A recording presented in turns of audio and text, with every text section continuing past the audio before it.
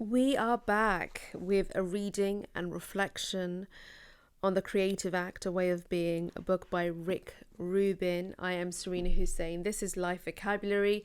We are going to get back into the book and area of thought 6. This is the very first time that I'm reading it, so I'm doing it live and reflecting with you.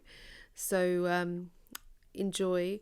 And if you haven't already subscribed to Life Vocabulary, then please do consider it. I like to produce and publish content that's going to really help the reflective creative.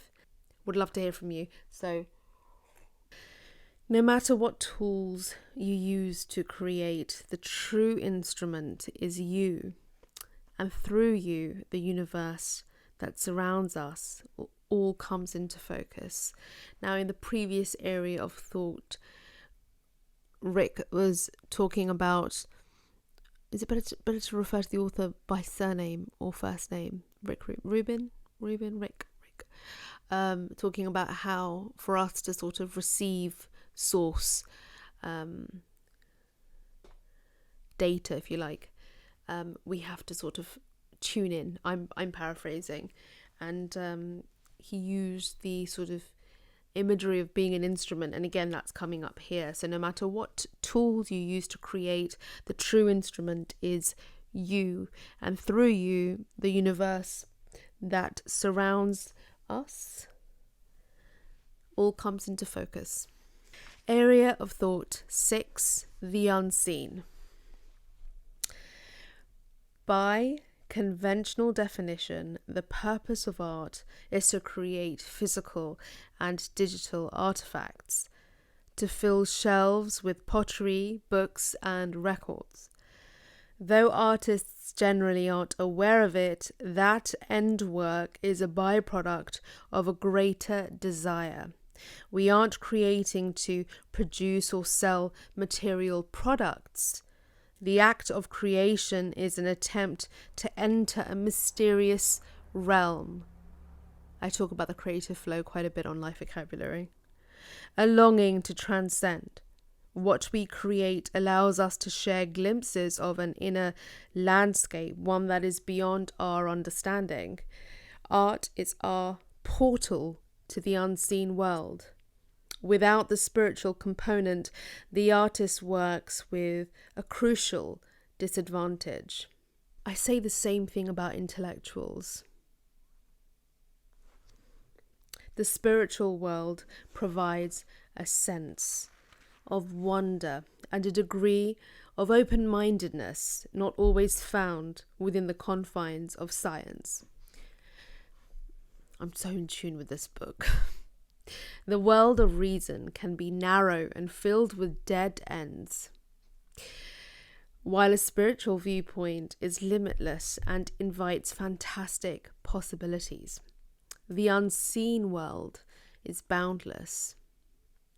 The word spirituality may not speak to those who dwell chiefly in the intellect, or those who equate the word with organized religion.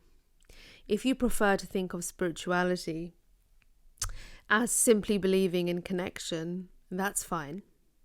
If you choose to think of it as believing in magic, that's fine too. The things we believe carry a charge, regardless of whether they can be proven or not. The practice of spirituality is a way of looking at a world when you're not alone. There are deeper meanings behind the surface. The energy around you can be harnessed to elevate your work. You are part of something much larger than can be explained, a world of immense possibilities. I find that when we're so identified by our mind and our thoughts and our intellects, we become so shut off to sort of the spontaneous uncertainty, and we want to control more, predict more, and we are ready to sort of almost debate with serendipity rather than allow serendipity to just happen. Harnessing this energy can be marvelously useful in your creative pursuits. The principle operates on faith, believing and behaving as if it's true. No proof is needed. When you're working on a project, you may notice apparent coincidences appearing more often than randomness allows, almost as if there is another hand guiding yours in a certain direction, as if there is an inner knowing gently informing your movements. Faith allows you to trust the direction without needing to understand it.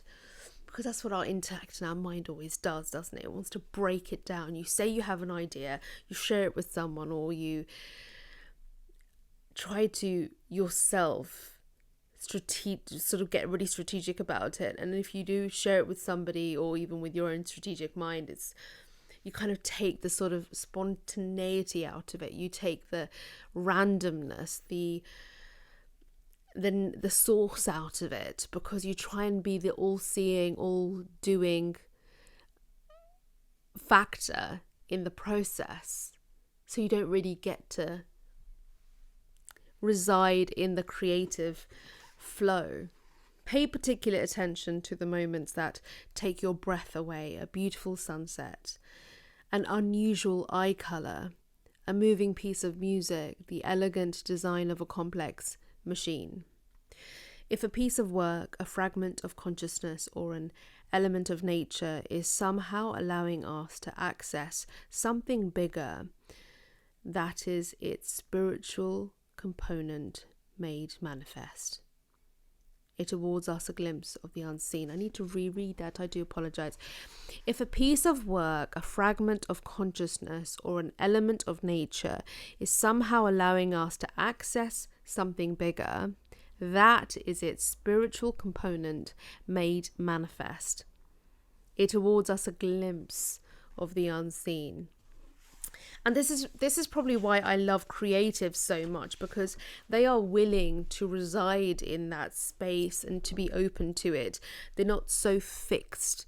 They're not quick to calculate and decipher and define. They are very happy to sort of be in that sort of space of unknowing and surrender. And it's quite a beautiful state of being, and it allows for more of you to surface, not just the persona, the part that you've constructed, but parts of you that perhaps you have almost, I would say, smothered. I hope you enjoyed that. If you haven't already subscribed, please do. There's more on the way, and I'll see you in the next one.